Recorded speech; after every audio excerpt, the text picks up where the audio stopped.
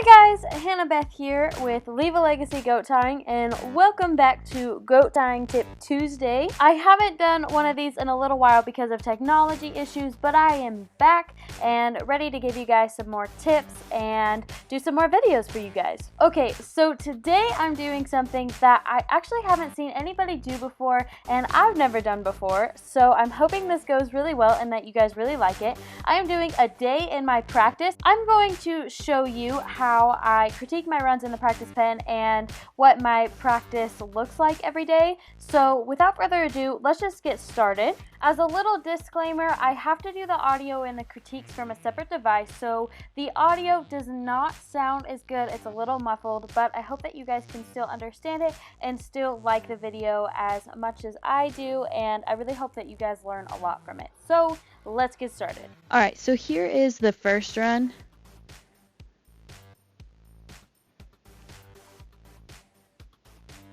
Okay, so I thought that this run was pretty good. I felt like I could have read the goat a little bit better, so let me go back.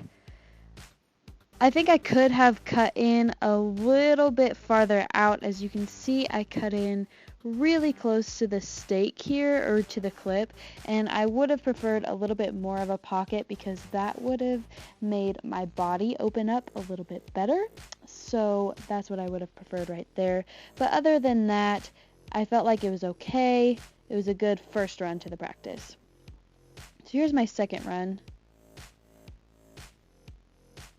I also thought that this goat was kind of hard to read just because it kind of gets itself into sticky situations, but I thought that this go was pretty good and well executed compared to what it could be. Right here, I read the goat pretty well. As you can see, as the goat is looking this direction, so am I. I am looking the same direction as the goat, and we're basically matching each other's steps, which I think is absolutely perfect in how it should look. So to go on, I moved forward really well. This is where I started to kind of freak out and open up my body. See how my legs are opening up a little bit? I would have preferred to see myself drive to that goat a little bit better. But instead, I opened my body up a little bit because I saw that this rope right here was stuck in the goat's leg. So I kind of changed it up a little bit and kind of opened up my stride, but I would have preferred to just keep running into the goat.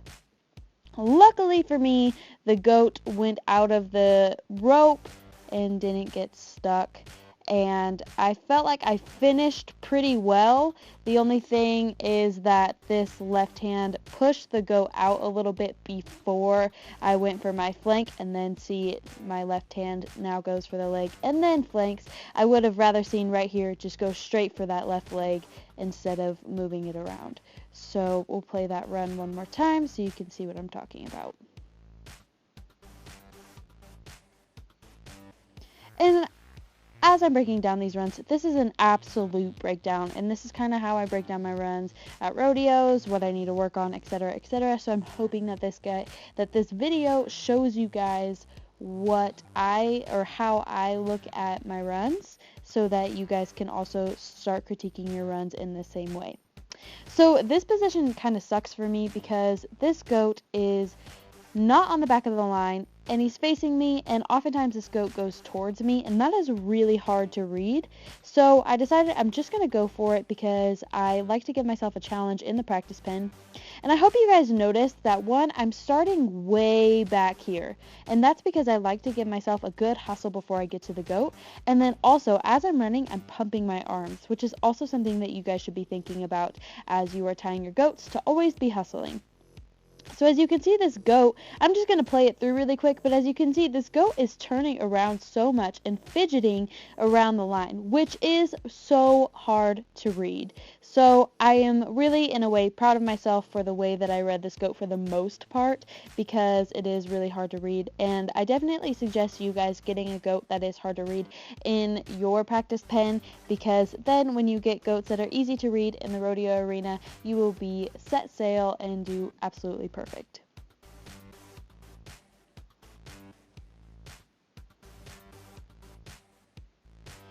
So going back here to where I messed up, typically I do not straddle if the goat is really far going left and not moving left. So if the goat stays here, which I knew that the goat was going to, if the goat stays here, I typically don't straddle, and that's where I will step over, and right here, that's where I should have stepped over. But either way, I should have been able to save it, and I didn't. I didn't step in all the way. Look at my left knee. See how far out it is? And I always complain like, oh, I'm stuck. That's why I can't move it in. There is a lot of space between me and that left knee right here.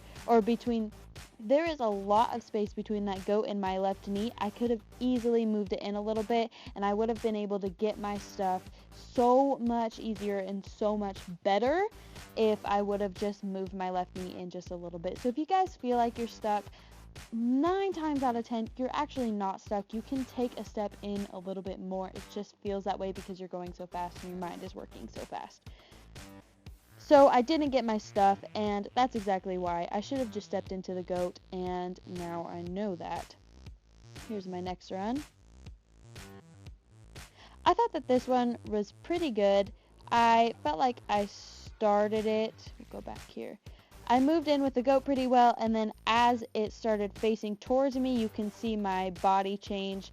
I'm just going to hustle to the end of the line to get to this goat, and I thought that this step was really good. I like to take that big step to get into the goat, not taking my steps really short. A lot of people will run down here and hustle, but once they get to this line and start running here, their strides are so short, and you should definitely remember to keep your strides really long as you are getting to the goat, even when you hit that stake. So I felt like I did really good there, and I pivoted into the goat really well, and I felt like I finished pretty good too.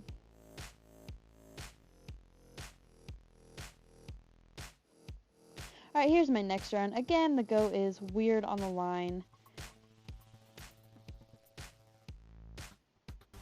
But my biggest thing was that I just wanted to hustle the goat to the end of the line.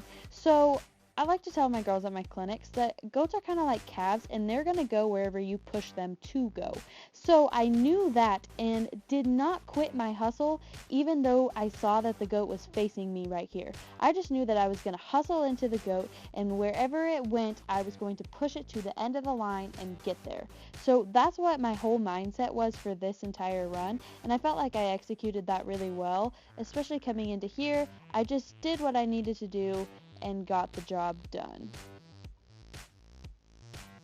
I also tell my girls at clinics that you cannot expect every run in the rodeo arena to be perfect, but in the practice pen, it is important to make sure that you are practicing perfectly, because my dad always says that perfect practice makes perfect, not just practice makes perfect, because you can have a practice that isn't perfect or doesn't make your runs perfect. So this run here, I felt like I did well. The only thing and finished pretty well. Here is my next run.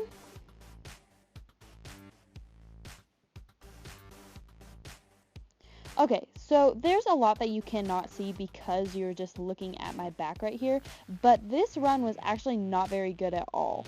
When I got here, these couple of steps right here, I was tripping and falling.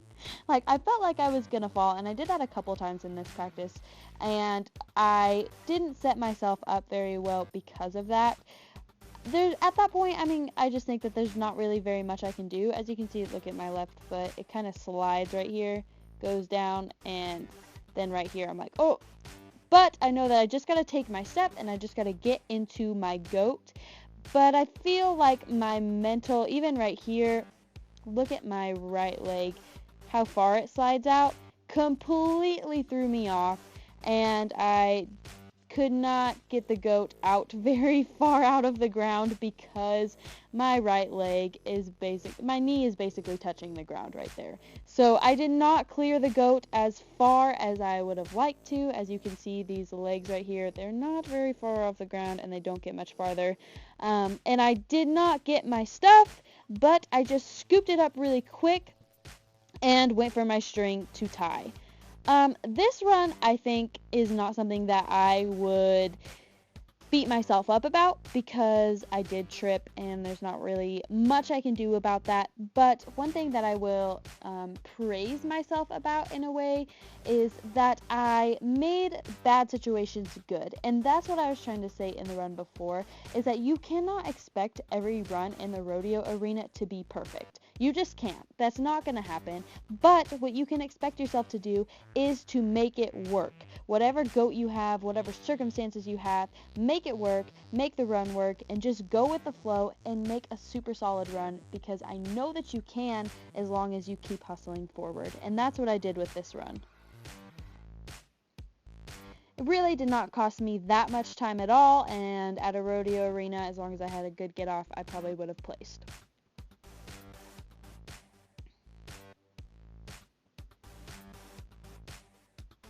So I thought that this one was pretty good. I really liked that when the goat was on the stake and turning around, any person probably would have freaked out. And in a way, I kind of did, but I really tried to keep my cool. I like to think of it as just looking confident in goats, even if you're not at all. So that's what I tried to do right here, but as you can see, as I get closer to the goat, my strides start getting a little bit shorter because I'm not sure where the goat is going to go, but I know I just got to be ready. So as the goat moves its head facing that way, that's when I plant this leg to also move my body this way with the goat. So then I follow it to the end of the line, and I felt like I did that pretty well. And I felt like I read the goat well to do this and to finish this run. Here's my next run. So this run was kind of choppy, kind of slow. I didn't really like it at all, and I think it was just because, I mean, not making excuses, but I think it was just because the goat like threw something different at me. This wasn't the normal pattern of the goat, so I thought it was going to dive left really hard like it usually does, and it didn't, so that threw me off like right here. As you can see, my legs, look at my right leg, then my left leg, then my right leg again. That's not a normal stride. I am stutter stepping to get to the goat because I was confused right there, and I should have just kept hustling forward into the goat, and that's what I wish I would have done. Therefore, once I got to the goat, I was not really in position when I went to flank, and it just took me a really long time to get my flank, and it took me a really long time to tie, and I didn't really like that. I know that for me personally, if I have a good hustle to the goat and I get to the goat really fast, then that sets up the rest of my run really well. So that's what I should have done instead of stutter stepping. Just got into my goat, flanked, and tied a lot faster than what I did. Here's my next run. So this run, I decided to collar flank. You can collar flank or you don't have to collar flank. It's just something that I do if I have a goat that is set up really well to do so. Again, with pushing the goat to the end of the line, that's what I did really well right here, and got into the goat. One thing that I would have changed is, see right here how my body starts to turn, and I basically side shuffle to the goat at this point. I would have rather seen my body stay forward and hustling forward until I got to the goat. I would have much rather seen that, but that's okay. And then because my hand was already on the snap, I just decided to collar flank, which I executed pretty well and finished my tie good. Here's my next run. Again, with that goat turning around like that. I felt like this run was pretty good, especially like I said before, with that goat turning around so much. It drives me crazy, and you can only imagine how my mind is working at this point. But I got into the goat pretty well and just kind of made it work. And I think I collar flanked. Did I collar flank? Yeah, I collar flanked on this one. I don't collar flank if I straddle, so if I am straddling when I get to the goat, I know that I am not going to collar flank. But if I'm not and I end up to where I am not straddling, then I probably will just go ahead and collar flank. Got the goat out of the ground pretty well right here, and because of that, it made my tie really tight and fast, which I really liked.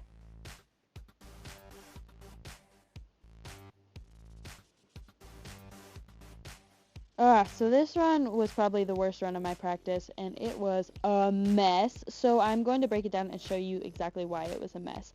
I let the goat get into my head, and I think that's a big thing that a lot of goat tiers do, is as they're watching the goat, or if they see their draw and know that their goat is bad, they let that goat get into their head really bad, and I see it in their mind and in the way they act before they even get out there. And in this time, when I was hustling down to the goat, with seeing it turning around and getting stuck in the line like that, I completely messed with my head. When I was right here, I had no idea what to do.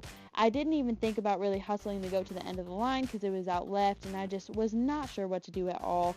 But I kept going forward, so I guess some sort of props for that. But by the time that I got here, my mind was so messed up that I was not even thinking. I knew that I didn't get to the goat as fast because I was questioning my entire rundown, and I knew that by the time that I got to the goat that I really just needed to hustle and get through. So I collar flanked right here, which, like I said before, I never collar flank if I am straddling. It's just not something that I do, so I don't even know why I did that. And then I let the goat beat me to the ground, and I did not get my stuff, so I was fumbling around on the ground here, and then my tie was slow because I knew that I had a bad run. So it really all just comes with not letting that goat get into your head. If I would have just hustled really hard into that goat, and right here, I would have been fine if I would have just flanked really hard and finished my run. But instead, I decided to make a stupid mistake because I had a mental error right there. So it's important to keep your mind in check the entire run so that you have positive and consistent runs from now on. So we will finish that and get out of that run because I do not like watching it. Here's this run.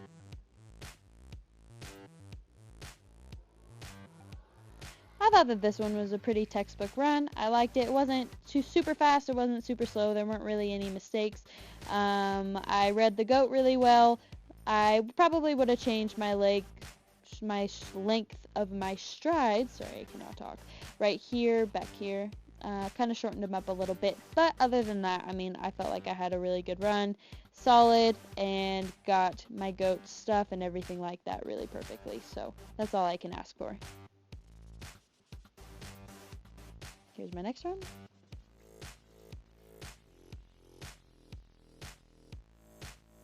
I liked this run. I thought it was pretty good. The one little thing that I would have changed is I wouldn't have slapped that goat's head out of the way right here. I moved it closer to me, and I'm not really sure why I would have done that. I should have just stepped into the goat. But other than that, I thought I made a pretty textbook run, and just finished my rodeo run like I would at a rodeo. So I thought that was good. We'll play that again.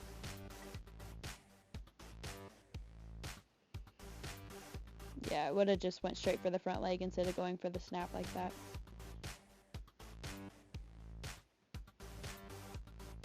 So on this run, I knew that from the last run I didn't want to go for the snap. I'm always trying to look for that front leg instead of going for the snap. So I knew that when I was pushing the goat back to the line that I just wanted to, right here, you can see my left hand looking for that front leg so that I didn't have to grab the snap.